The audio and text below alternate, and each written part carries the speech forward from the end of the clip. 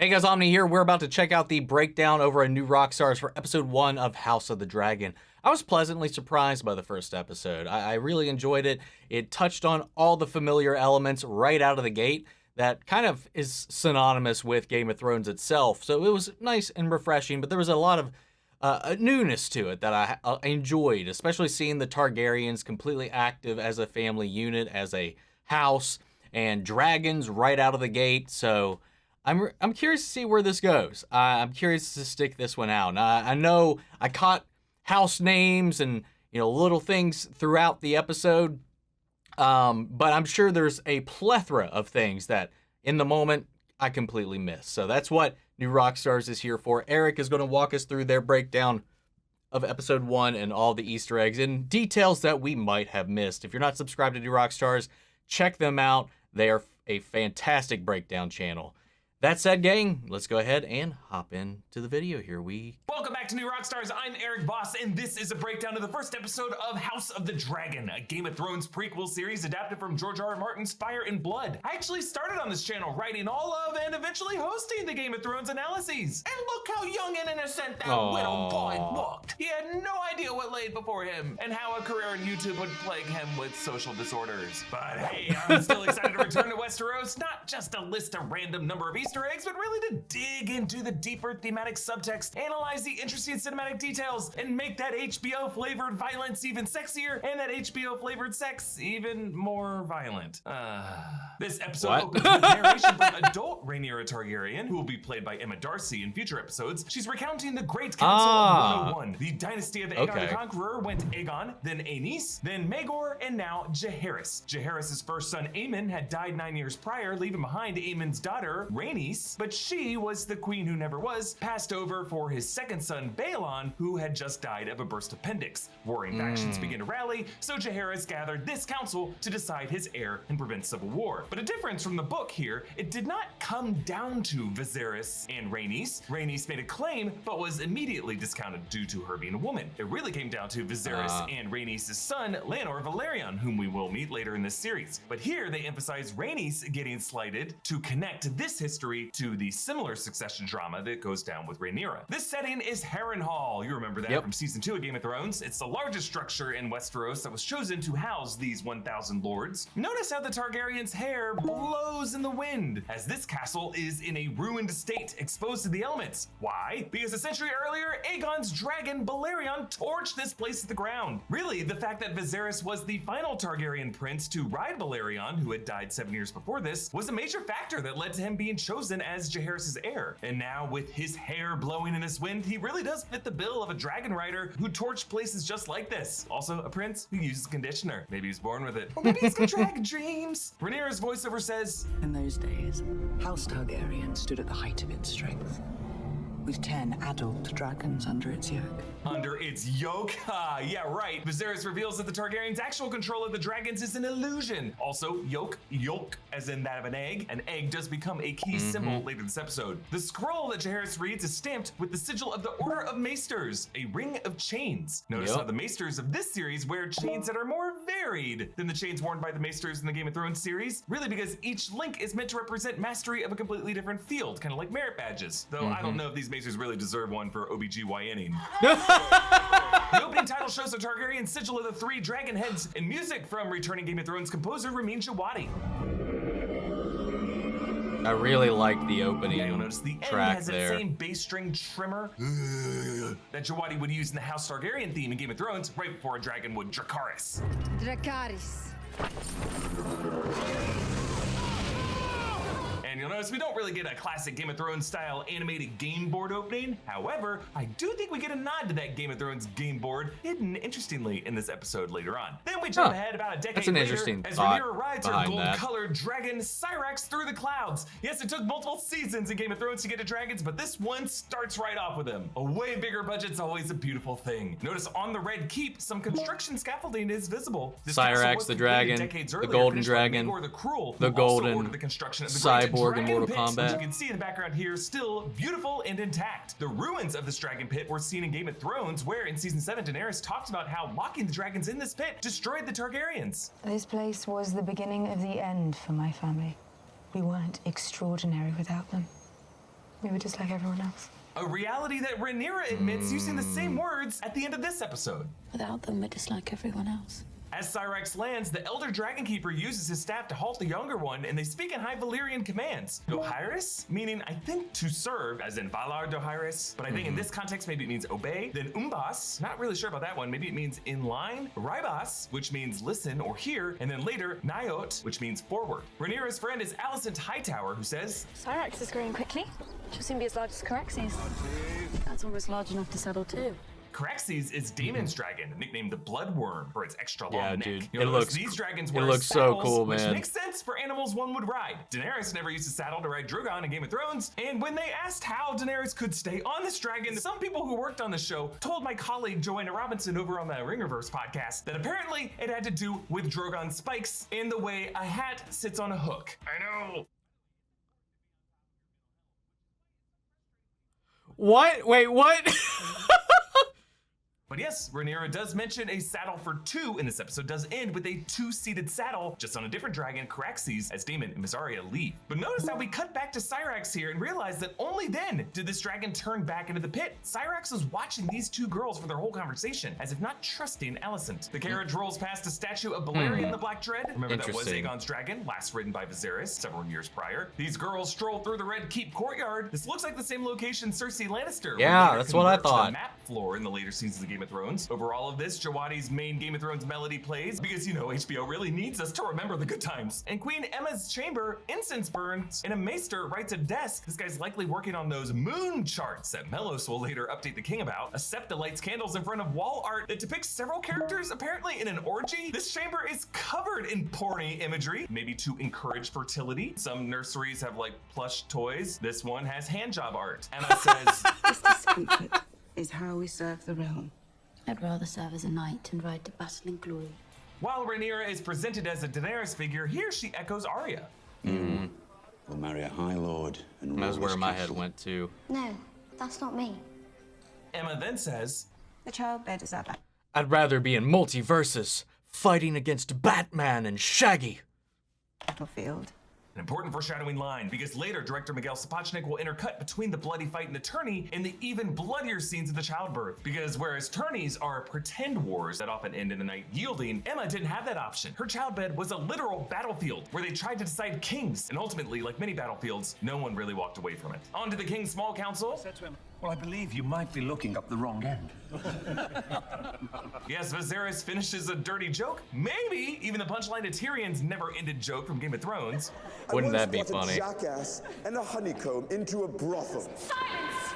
What happened next? But if you look online, there are actually quite a few really great possible answers to that one. Notice how Viserys eats a boiled egg. Now, a dragon egg will become a major plot point with Daemon later on this season. But this episode also draws a parallel to Viserys' unborn child and an egg. After this miserable pregnancy, I wouldn't be surprised if I hatched an actual dragon. Now, this is a cruel parallel, but Viserys eats a boiled egg here, while his baby egg does not survive and ends up getting cooked. Viserys' small council includes his hand, Otto Hightower, Master of Laws, Lionel Strong, Grand Maester Melos, Master of Coin, Lyman Breezebury, and Master of Ships, Corlys Valerion, Lord of Driftmark, his sigil the Seahorse. He's husband to Rhaenys. He and all the Valerions have silver hair because the Valerions are really kissing cousins to the Targaryens. Both Emma and Viserys smelled dragon on their daughter. I love this detail because it gives a new sensory weight to creatures that otherwise would just come off as VFX nothings. But like any riding animal, dragons would have a scent to them. I'm gonna guess it's smoky. Otto brushes off Corlys's warnings about Kragus the crab feeder and the stepstones, and Otto tries to redirect to a lighter subject of the tourney, but since this tourney is in honor of Viserys' unborn son, the subject is actually even more serious because notice how Corlys refuses wine from Rhaenyra so that he can listen closely to the Melos' updates about the health and sex of that child. Later in the episode, you'll notice after Emma's death, Corlys pours wine, but is then surprised when Otto brings up the succession matter. He's like, motherfucker,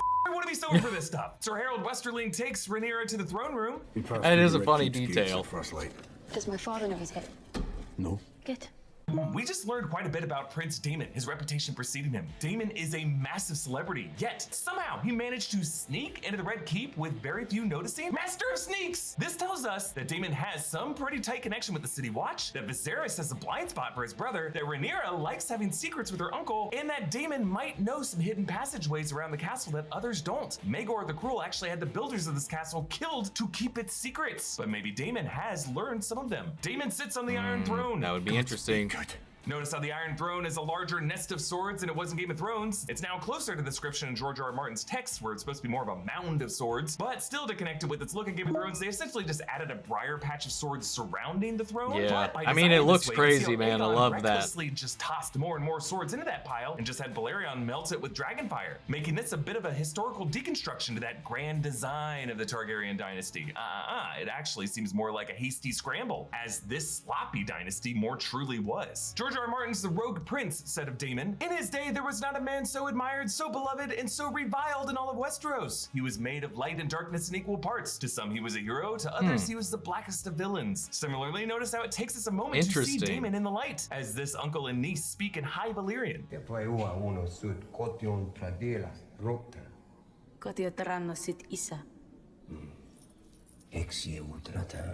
The throne and the surrounding swords cast Daemon in shadow, giving him a deceitful look about him. Also notice how he leans forward and to his right, unlike his brother who leans back and leans on the left armrest when he sits on the throne. Daemon seems to instinctively know how to sit on this throne without getting cut, because their ancestor Aegon the Conqueror designed it in such a way, with exposed, still sharp swords, that would make it really uncomfortable to sit in, and make the Iron Throne not much of a desirable seat to want. Daemon gives his niece a necklace. And I didn't realize just how much they cleaned it up later, especially that last shot, that we just saw in the broken throne room. It was very pristine, polished, and like smoothed out. Like Dark Sister.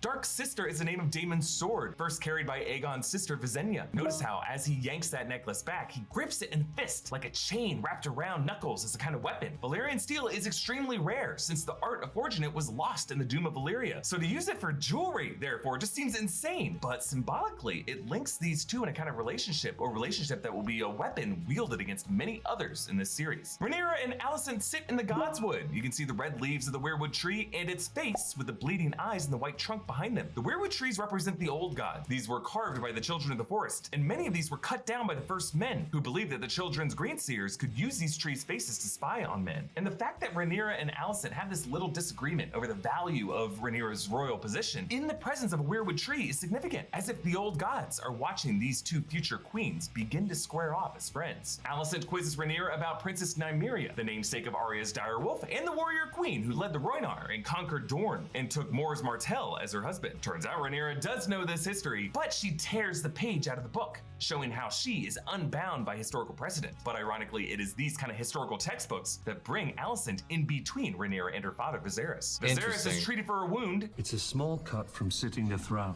It's nothing.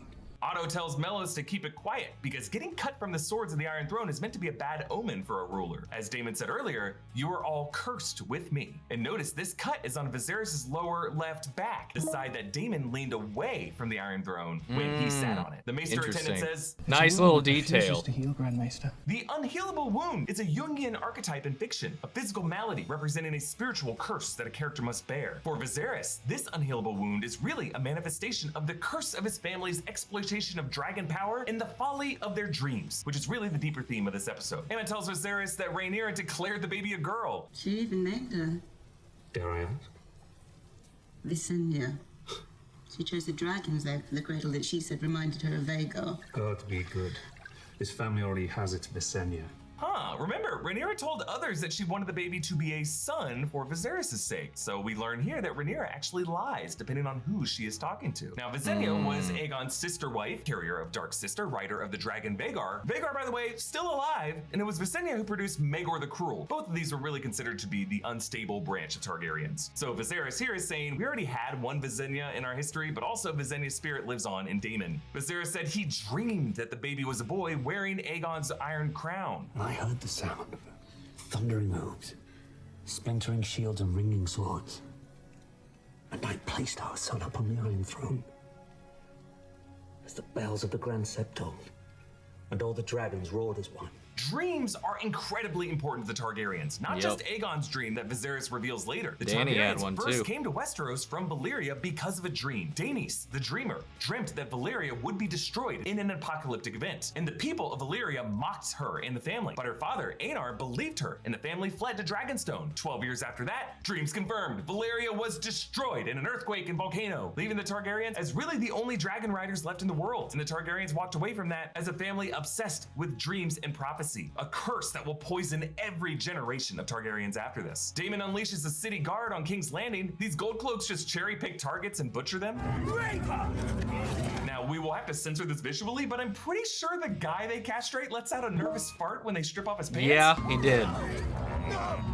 I swear we did not edit the audio of that. Daemon's helmet is designed to look like a dragon with its wings that was folded in, there. but this does not look like his dragon, Caraxes, which is red and has a long neck. Rather, this looks more like Balerion the Black Dread. So with his armor, Daemon is really trying to cast himself as an inevitable heir to Aegon's dynasty. The small council meets again, but this time with Daemon present, still smeared in blood. They mark their presence with balls on plates. The set decorator and production designer came up with these as a way of punching in for work, but I like how this gives each member's place setting and intentionality to it. 4 members to Viserys' left, Corlys at the far end, furthest away, having to shout to be heard, and then in the hand of the king, Otto alone on Viserys' right. His casual whispers most effective. Now, in the brothel with Daemon and Mysaria, we start this scene with other women peeping in at them through the slots in the wall. This indicates that nothing Daemon does at these brothels is private, and for us, it connects the viewer with the voyeurs rather than with the participants, because that's what we are. We're pervy little voyeurs. Mysaria offers, I could bring in another.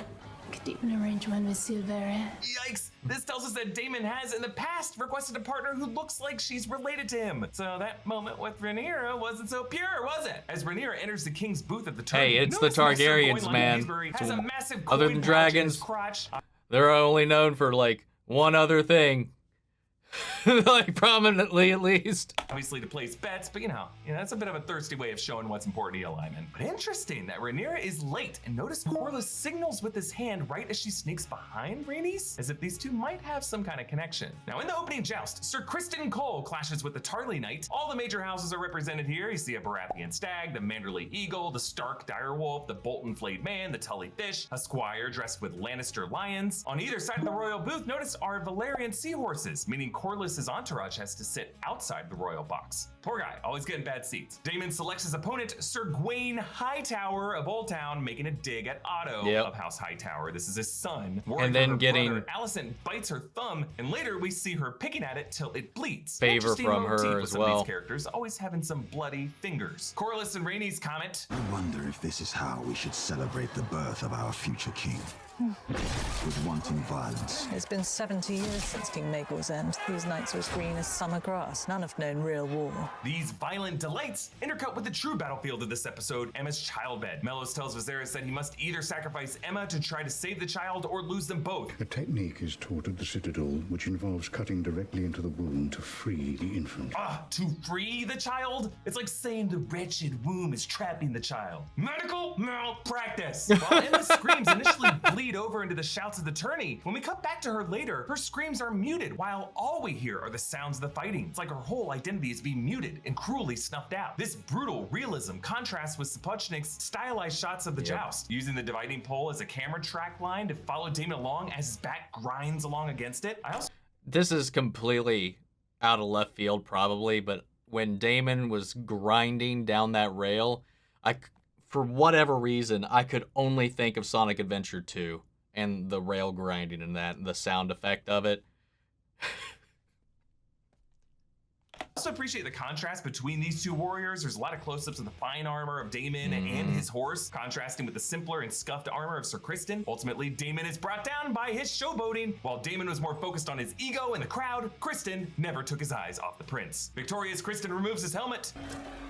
Gods, he's Dornish. Another change from George R. R. Martin's text. Originally, Sir Criston's a Stormlander, but this series makes him a Dornish, son of a steward of Lord Dondarrion, making the southern realm of Dorne even more important to the series. With its proximity to the Triarchy's advances in the Stepstones and Rhaenyra's knowledge of Nymeria's marriage to Mors Martell of Dorne. I assume that's going to come up. Summoning some inner authority, Rhaenyra commands Syrax to ignite the funeral pyres. Dracarys. Actress Millie Alcock rolls that first R, unlike the way Daenerys would say it.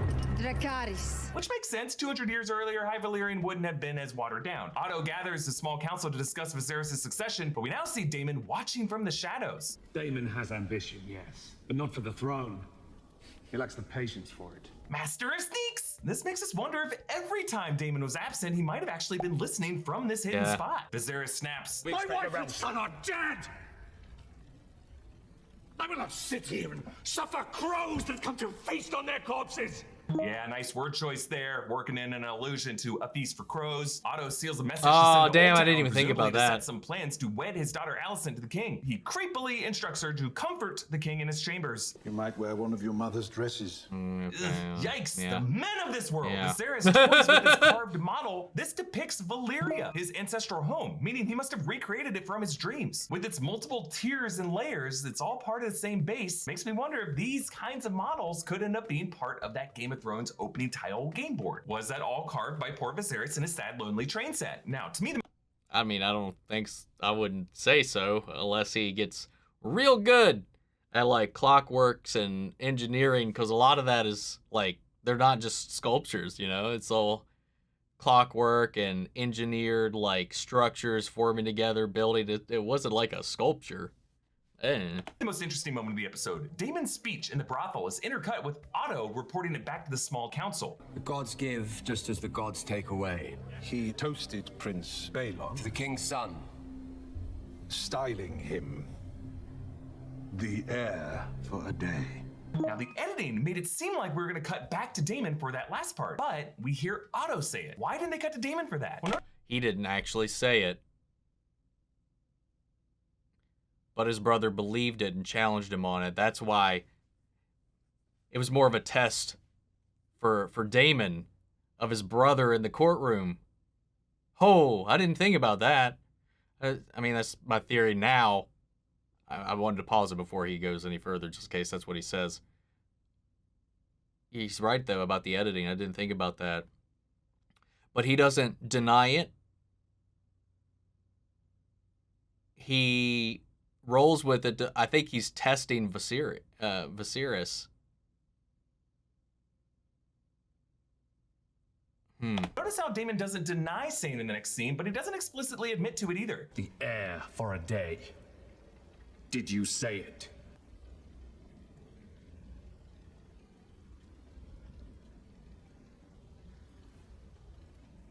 We must all mourn in our own way, Your Grace. George R. R. Martin wrote Fire and Blood as an in-universe subjective historical text compiled by an archmaester from accounts from Septon Eustace, who is biased because he doesn't approve of Rhaenyra, and accounts from a fool named Mushroom, who gives his own biased, salacious anecdotes. Like all of history, it's just based on what people say. We don't really know what the objective truth was. And I bring up this detail with Otto and Daemon because we don't know for sure if Daemon actually said those precise words of heir for a day in the brothel. But he may have said something similar, or he may have said something even worse. Maybe he just feels guilty for being in the brothel at all. And the Master of Sneaks knows that. Or maybe it's Otto playing the king, and Daemon doesn't feel the need to confirm or deny because of the way because all it does is confirm his belief of the way his brother feels about him. Like, he doesn't trust him. He sees others as above him, and it definitely like cements his brother's view of him as inferior and unworthy. So why acknowledge him with a response? Don't know. That Otto had him followed and spied on, and nothing he says in this moment is going to calm his brother. Also, he's kind of pissed at his brother. Now, Viserys clutches his sword, Blackfire. This is a Valyrian steel sword of Aegon. Notice how its pommel has a 7-pointed star of the 7. Daemon says, You're weak, Viserys. And that Council of Leeches knows it. Council of Leeches, a fitting term, as leeches were brought up as a possible remedy with the maesters earlier to treat Viserys' unhealable wound. Physical leeches on Viserys' wound from the throne, metaphorical leeches on the king's waning influence. And Viserys cuts himself again, this time his pinky finger on the armrest. Now, it's interesting to note that both of his wounds are on his left side, the side of his body that Daemon sits at the small council table. Why do you cut me so deep? Viserys summons Rhaenyra to the skull of Balerion the Black Dread, and he tells her, The idea that we control the dragons is an illusion. They are a power man should never have trifled with. One that brought Valeria its doom. I love it. Viserys is echoing one of my favorite quotes from Game of Thrones, spoken by Varys. Power resides where men believe it resides. It's a trick. a shadow on the wall. Viserys says, "You are the very best of your mother." And I like how this line plays over a shot of Alicent sewing Rhaenyra's dress on and holding her like a mother would, as Alicent is slowly transitioning from Rhaenyra's best friend to her stepmother. Daemon introduces Mysaria to his dragon Caraxes. I love the breath from the dragon's mouth blows back Daemon's hair. It's just a nice practical interaction between the physical environment and the VFX, just to make this dragon more than a CGI effect. But Viserys dispels the narrative that Aegon conquered Westeros purely out of ambition. Really, Aegon was motivated by a dream. And just as Daenerys foresaw the end of Valyria, Aegon foresaw the end of the world of men. It is to begin with a terrible winter, gusting out of the distant north. I love that when Viserys mentions the North. Of course, that's when we finally cut to the Starks, the begrudging Rickon Stark, and of course, a reminder of the Stark words, winter is coming. Now, Viserys says that Aegon saw in his dream the threat that we would later identify as the White Walkers, and concluded that a Targaryen must sit on the Iron Throne to unite all of Westeros against this northern threat. Aegon called his dream the Song of Ice and Fire. And yes, that is Aegon's Valyrian steel dagger, the same dagger that Arya Stark will use to slay the Night King, and the one that was given to the assassin to try to kill Bran Stark years earlier. This dagger is freaking cursed, and of course it's going to play a very important role in episodes of this series as the Civil War unfolds. But it's just interesting to learn that Aegon was motivated by the same doom that the characters in Game of Thrones will face. However, his prophecy was flawed when you think about it. Targaryens like Dany and Jon certainly play an important role in defeating the White Walkers, but while Jon was king in the North, a Targaryen did not sit on the Iron Throne when that happened. Cersei was sitting on it. Really, it was Arya who dealt the killing blow, and the throne is just going to end up getting destroyed while Bran Stark gets named the king in the aftermath. But to me, this flawed thinking is just another example of the curse of the Targaryens being their own dreams. I mean, lots of things brought down the Targaryens. Of course, their own dragons, each other, their diminishing shadows. But at the root of it all, I think their paranoia over their prophecies, the mistaken belief that they must be the heroes of this story, is what drove them mad. So now, in this series, we're going to get to see what happens when madmen convinced that their fire is what will keep us safe, compete to see who can burn everything down the fastest. This episode closes with a mirror of the succession council that opened the episode, but this time a supposed correction of that historical wrong that denied Rhaenys her claim. Now a woman is named heir, breaking historical precedent in a significant way. But since this succession was born out of the Targaryen curse, like the Lords of Harrenhal, the only thing these heirs of the dragon will inherit will be ashes. You can follow me on TikTok, Instagram, and Twitter at EAVOS. Follow New Rockstars. That was a good one, for man. more analysis of everything you love. Thanks for watching. Bye. I love the breakdowns that they do a lot of the time, because, you know, as much as it is like hidden little things like that, like little nuggets, Easter eggs and stuff like that throughout, that there are, they like to go into the themes to composition for blocking choices. That I love that, like the actual cinematography behind it, the things that you're not necessarily seeing in the moment. I love that, like visual storytelling like that. They like to go into some of those things. And I like the way that he kind of reframed some of these scenes for me, particularly the one with Daemon and Otto and the heir for a day thing. I didn't think about that in the moment. It definitely goes over my head then. And then also kind of reframing the whole prophecy thing at the end, that their obsession with their prophecies became a little bit of their downfall. You know, they are, I guess, paranoid by nature in some ways. I don't think that's wholly true, because and I know the whole, like, you know, Targaryen, you know, it's a 50-50 on whether or not they'll be mad or not, whatever the line was, at a toss of a coin, which was added later from like one line that only appeared once in the book as like a theme to kind of be repeated in our ears to support Dany's transition. But I think this is probably the more apt description of why it led to that kind of hubris that comes with that lineage, with that power, with that drive. I like that. I think there was a pretty solid explanation on that bit of it. But yeah, I don't know. I like the episode. I thought it was pretty fun to watch, and I'm curious to see where things go. After watching this, though, I know that this is from a book that is finished, unlike the actual main show. But like, there are some spoilers in this because I haven't read that book and I don't remember all the details. So I feel like there was some minor spoilers for someone like me who doesn't really know the direction in this. So I don't know how much I will continue to watch these breakdowns. because I didn't think about that aspect of it when I went into this. Like the, because he all but confirmed that, I don't remember her name, Alicent, right? Hightower is going to become her stepmother. And there was a couple other things that he had kind of alluded to. So I know that they were kind of guiding that way, but I didn't know if that was kind of the way, if I was reading it correctly, or if, you know, it could go another way, maybe in the next episode, or the plan doesn't necessarily work out the way that they had hoped. You know, there's little things like that. But overall, solid breakdown. What do you guys think? Sound off in the comments. Let me know your thoughts down below. We'll carry on the conversation after the video. Feel free to join us in our Discord. We can talk about it there as well. Make sure to stay tuned because we will be checking out each and every episode of this season to see how this whole thing plays out. Before we go, I want to shout out our channel legends, Manny Sher, Ryan Karen, JC Coleman, Philly Vane, Yori, Corey Scott, Margaret Grace, Mary Bradley, Melito, Robert Anguiano, and Raven McCann. Thank you guys so much for your continued support. That's it for this episode, guys, and I'll see you all in the next one. Take care, everybody.